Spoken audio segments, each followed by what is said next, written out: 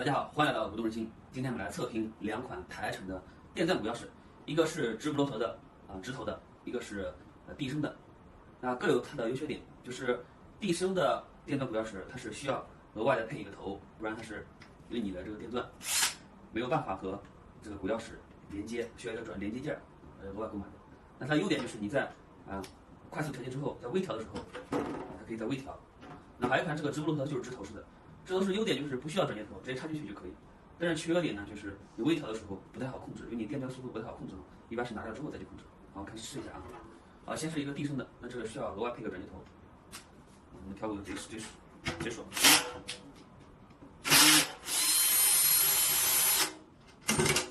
这是地升的。如果说你要换转接头的话，就把这原来头拿掉，现在换一个直不螺头的。直不螺头不需要额外转接头。直接就可以调了，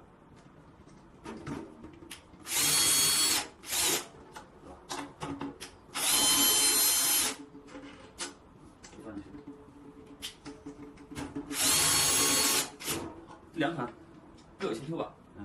这个直不螺头只能电钻调，微调的时候没办法调。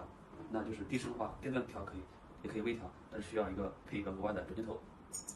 这两款价格都很便宜啊，都是几十块一个。如果说你也经常调鼓的时候，调鼓比较费劲，经常更换鼓皮，可以买个电钻鼓钥匙，要这个省费不少力气。好，你可以找我来购买，给你特价。现在上面就是一个直不螺头的，它是直接带转接头的，直接可以用。那这个地升的这个就没办法，因为它这个头，这是调节鼓的头，这个没办法插进去，那可能需要一个转接头，额外的去固定在这上面，就是各有优缺点。你看你喜欢哪一个？这个直不螺头，这个是地升，都是台湾产的，价格只要几十块。电钻的话，我推荐买一个进口博士的，它的扭力更大就是手感更好一点。